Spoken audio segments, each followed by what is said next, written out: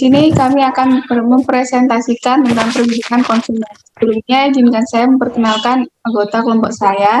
Yang pertama, Irliana Nafisa Marianto. Yang kedua, Fani Eka Anggraini. Yang ketiga, Atika Adawiyah Atufailah. Yang keempat, Safa Sarah Aziza.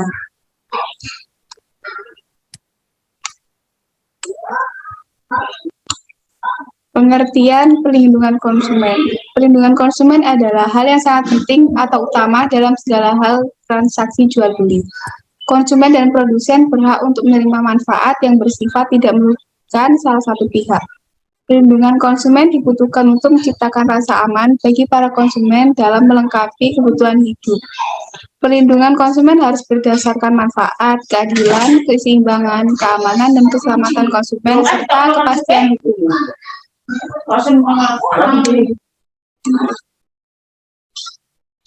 Menurut Undang-Undang Nomor 8 Tahun 1999 tentang Perlindungan Konsumen Pasal 1, Butir 1, 2, dan 3. Yang pertama, perlindungan konsumen adalah segala upaya yang menjamin adanya kepastian hukum untuk memberi perlindungan kepada konsumen.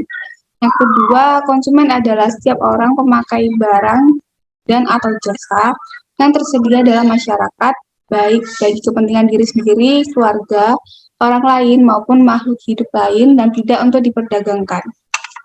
Yang ketiga, pelaku usaha adalah setiap orang perseorangan atau badan usaha, baik yang berbentuk badan hukum maupun bukan badan hukum, yang didirikan dan berkedudukan atau melakukan kegiatan dalam wilayah hukum negara Republik Indonesia, baik sendiri maupun bersama-sama, melalui perjanjian menyelenggarakan kegiatan usaha dalam berbagai bidang ekonomi.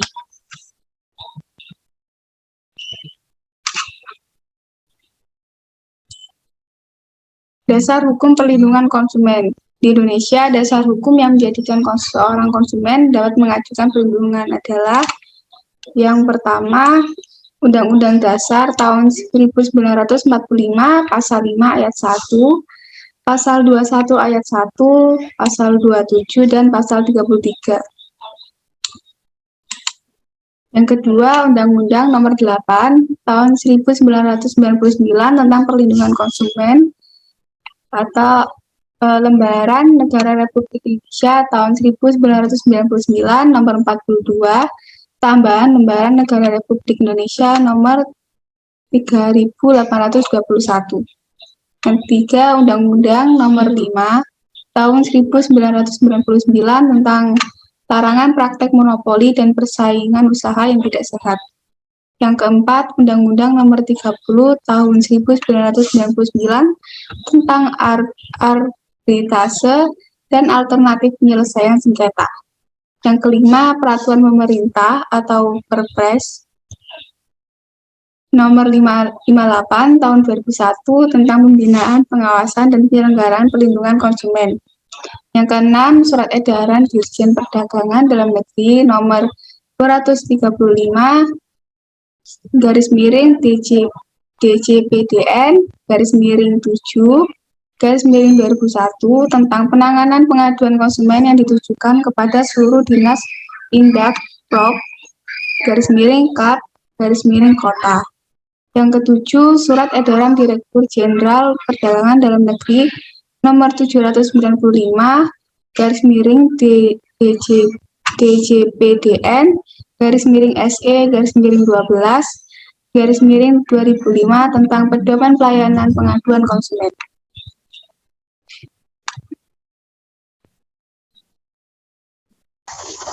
Tujuan perlindungan konsumen.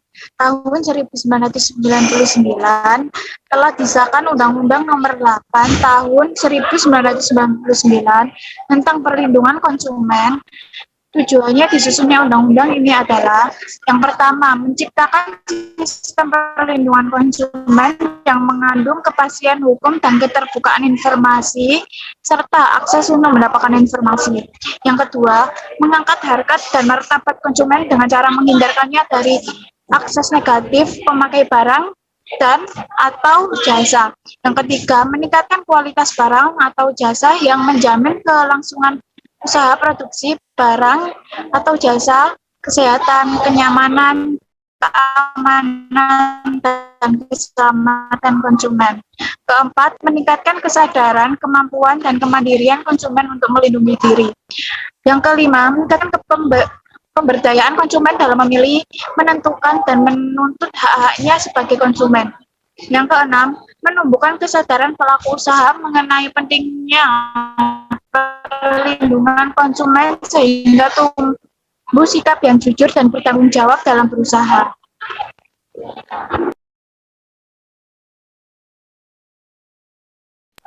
Next file.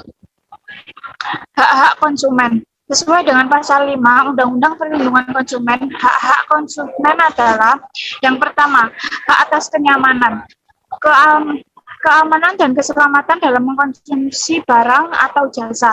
Yang kedua, hak untuk memilih barang atau jasa serta mendapatkan barang atau jasa tersebut sesuai dengan nilai tukar dan kondisi serta jaminan yang dijanjikan. Yang ketiga, hak atas informasi yang benar, jelas dan jujur mengenai kondisi dan jaminan barang atau jasa. Yang keempat, hak untuk didengar pendapat dan keluhannya atas barang atau jasa yang digunakan. Yang kelima, hak untuk mendapatkan advokasi, perlindungan, dan upaya penyelesaian sengketa perlindungan konsumen secara patut. Yang keenam, hak untuk mendapatkan pembinaan dan pendidikan konsumen. Yang ketujuh, hak untuk diperlakukan atau dilayani secara benar dan jujur serta tidak diskriminatif. Yang ke-8, hak untuk mendapatkan kompensasi, ganti rugi atau pengganti apabila barang atau jasa yang diterima tidak sesuai dengan perjanjian atau tidak sebagaimana mestinya. Yang ke-9, hak-hak yang diatur dalam ketentuan peraturan perundang-undangan lainnya. Next.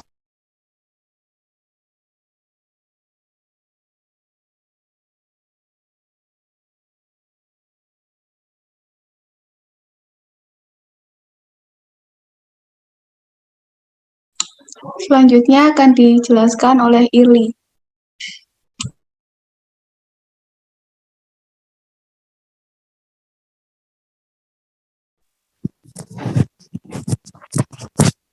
Kewajiban konsumen. Pasal 5 Undang-Undang Perlindungan Konsumen juga memuat kewajiban konsumen antara lain 1.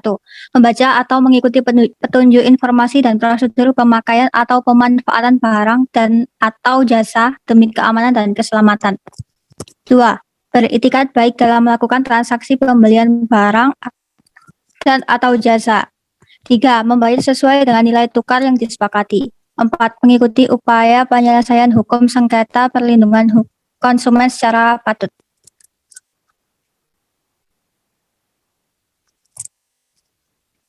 Asas perlindungan konsumen. 1. Asas manfaat.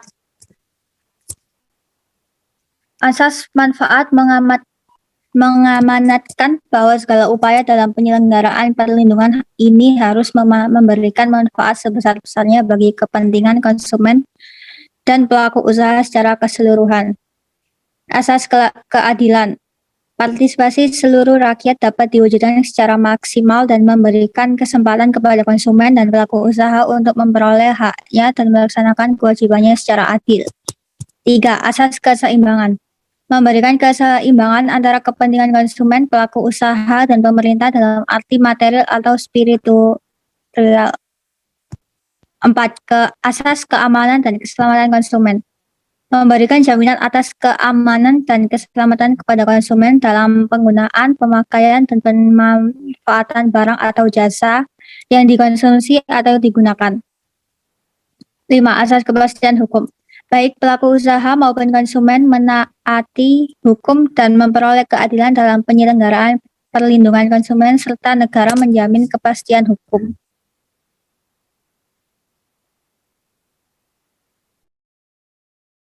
Selanjutnya akan dijelaskan oleh Atica. Contoh kasus biskuit beracun yang terjadi di Tangerang beberapa tahun lalu dapat dijadikan sebagai contoh konkret. Dalam kasus tersebut, biskuit yang dijual mengandung racun sehingga mengakibatkan 4 orang meninggal dunia. Dalam kasus seperti itu, faktanya sudah jelas bahwa meninggalnya keempat anak tersebut disebabkan oleh memakan biskuit yang dinyatakan mengandung racun oleh pemeriksaan laboratorium. Perbuatan terdakwa dilakukan dengan cara mula-mula terdakwa membeli bahan baku dan campuran bahan baku untuk pembuatan biskuit jenis Marie Super antara lain berupa amonium bikarbonat dan sodium bikarbonat. Selanjutnya, biskuit produksi CV Gavisco tersebut dipasarkan dan oleh terdakwa di wilayah Kabupaten Tangerang, tempat orang tua keempat korban tersebut membeli Marie Super. Akibatnya, sewaktu biskuit itu dimakan mengakibatkan meninggalnya para korban karena ternyata Marie Super itu mengandung anion nitrit atau N2 yang membahayakan jiwa manusia. Permasalahan di atas berkaitan dengan pelanggaran terhadap salah satu hak konsumen, yaitu hak atas keselamatan dan keamanan terhadap barang-barang yang dikonsumsi. Solusi dari contoh kasus. Penerapan Undang-Undang Perlindungan Konsumen merupakan suatu kewenangan dan tanggung jawab pemerintah dalam melindungi dan memberikan kepastian hukum kepada masyarakat sebagai konsumen. Maka dari itu dibentuklah lembaga-lembaga yang menaungi masyarakat sebagai pengguna produk makanan dan minuman, salah satunya BPOM yang berperan penting dalam melaksanakan kegiatannya untuk mewujudkan masyarakat yang sehat dan terhindar dari bahaya produk pangan yang tidak sehat dan kadaluarsa. Untuk pemilik perusahaan harus diberi sanksi tegas sesuai dengan ketentuan hukum, serta produk harus diberhentikan peredarannya agar tidak ada korban selanjutnya.